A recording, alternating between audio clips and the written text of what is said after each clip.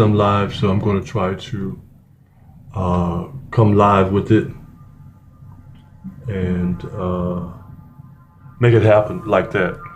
So, been a lot of interrupting going on, but today it's too easy to see who it is doing the interrupting because of the small number of people in the parking lot. Okay, so when they do something, I can just walk out there and expose them myself by standing in front of them, which I just did.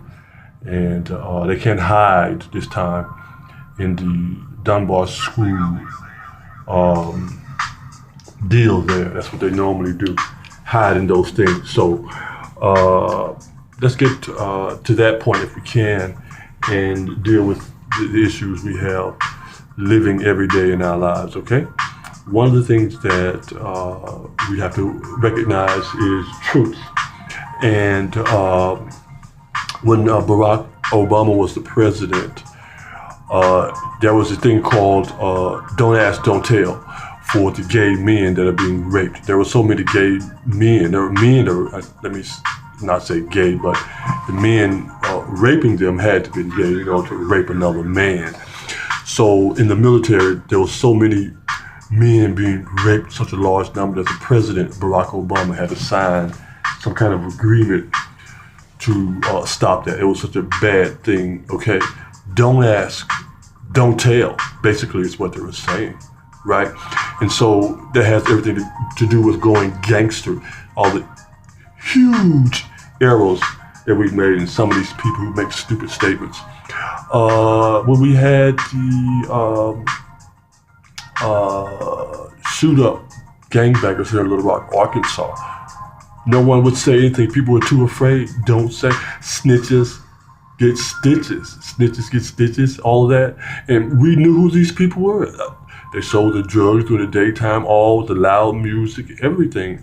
Then they rolled around and shot and killed children, each other, crazily, based on trying to go gangster. And yet, no one said anything. People were being told, don't tell, don't say anything, from don't ask, don't tell, from the highest order in the land, the military chief. Okay, don't ask, don't tell. Okay, and then we had the drug epidemic, crack, totally destroyed, cracked our image, our legacy, just disrupted everything that we had to be, that we could be, after the gangbangers shoot them up. And no one would tell who the drug dealer was, who sold the drugs.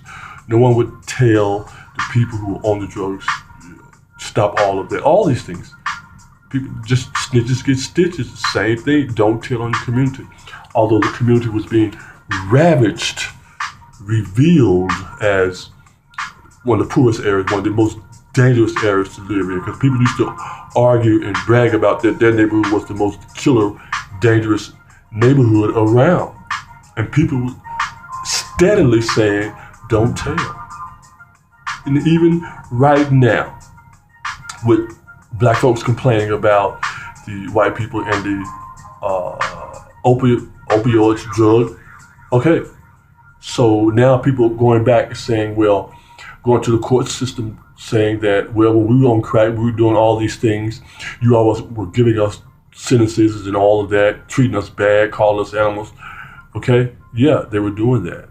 They were actually doing that. Well, right now, there's people in, in Maine, Rhode Island, Delaware, up there in New England states, that these people are trying to get their people from drugs, off the drugs. They're telling the United States, they're going to court, they're going to the system to get their people off the drugs. And now black people are saying, wow, when we were on the drugs, y'all were doing us bad, doing us like this, doing us like that. Oh, well, because you always say, don't tell, we're being just so gangster, don't say nothing to the, I mean, really?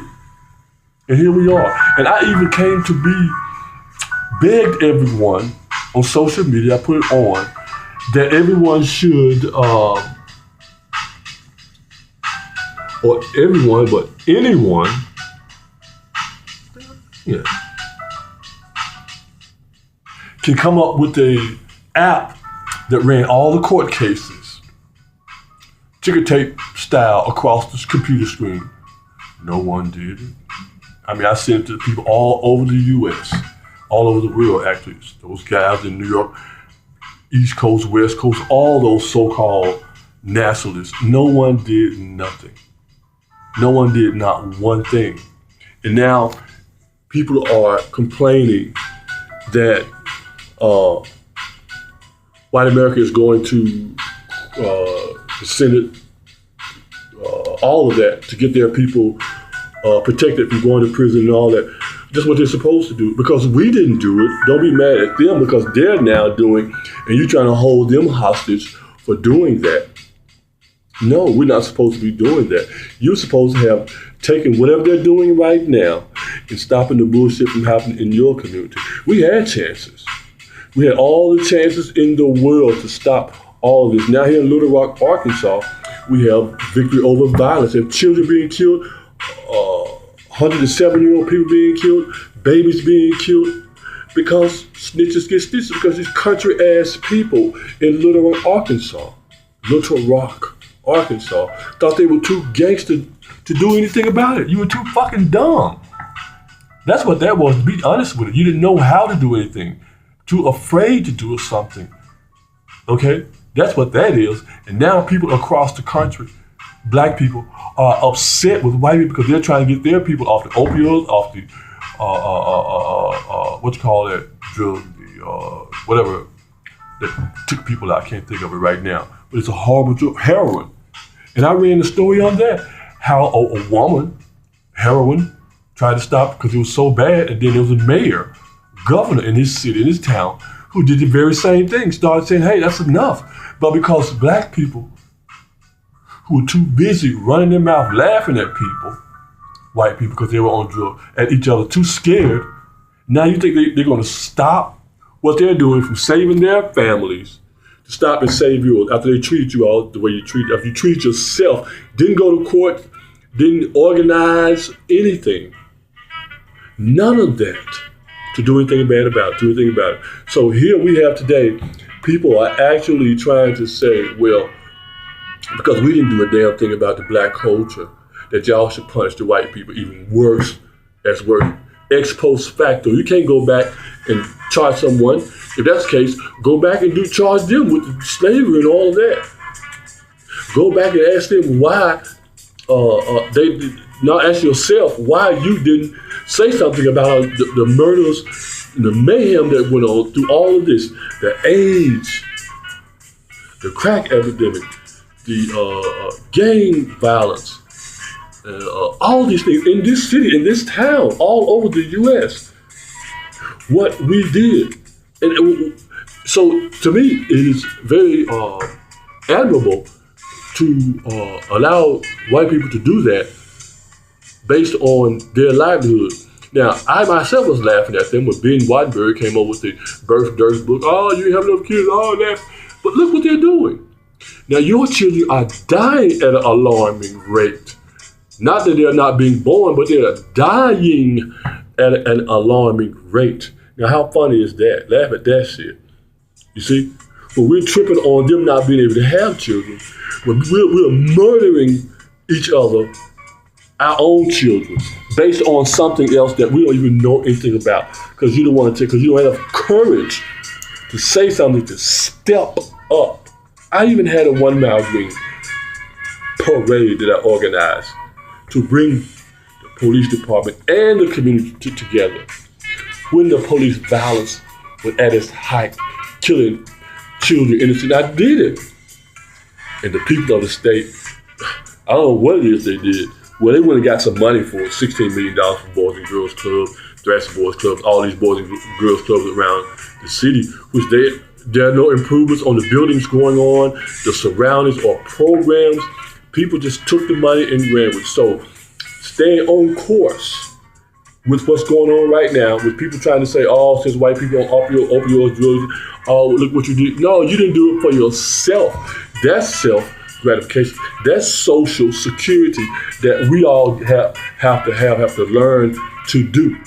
You see, that's what's going on with us. We're always coming back with it later on after trying to go gangster, all tough and shit about what's going on. Oh, fuck it, you don't kill, that's our neighborhoods, our community. Look at white folks, they dirty low down. Look what we're doing. I gave the answers. Ticker tape parade, closed the juvenile detention centers. All these, one of the most recent things that I'm seeing now, but I did it years ago, with the bus stop for the children. This lady on the news, Channel 7, they're going to the bus stops, talking about coats and all. Well, I tried to do a bus stop drumming for the children. I had the news people and the police ready and available to go to the bus stops with me to teach the children who they are educationally. You see how that rolls into the 1 mile green and the police and the community admiration coming into be successfully learning to trust one another. You see how that goes? And the school board got fired or got taken away after I tried to do that. And now you got people on the news doing school bus, just going to the school bus stop talking about coach, what it is and all that. When I tried to do it educationally, you see? So we're here trying to blame them for something that we've had answers to do for ourselves. Yeah, we've had answers. I'm going to say I came up with the answers, but it's about we, because the people are suffering around me, and I have to deal with it and leverage the consequences of it all based on who I say I am, what I am, and all this. If I have the answer, I got to be able to deal with lots of people, a large scale, large numbers of people, which means juvenile detention centers, prison systems, all these things, health, diet, community, dealing with rape of children, pedophilia, child molesters, all these things I bring to the table. But I ask the people to do a ticker tape app to go across the computer screen of all the court cases in your state, in your city. And then the media, the big bad media, giant media, did a show. Well, they had a show for that type of thing, for your court case to be shown as a show. Is it true or is it not? Is it real? All of these things. So the people are listening. And another thing is, y'all heard me when I talked about the Muslims Hollywood and the Klan, how they made a deal back in the day, how shocking it was.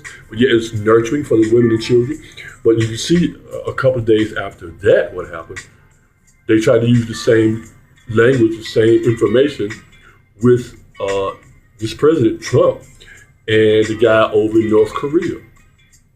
They tried to come back a couple of days later and say, hey, Trump is ready to say he's ready to go and negotiate with the North Korean leader. After I showed how powerful, peacefully dominant that truly is. That went down. Yeah, a couple of days after I made that, the president relinquished himself into using the language of negotiating with a so-called enemy terrorist. Okay? So, the powers that be are me. You, those of us who rely on the truth and not rely and use fear as our main objective.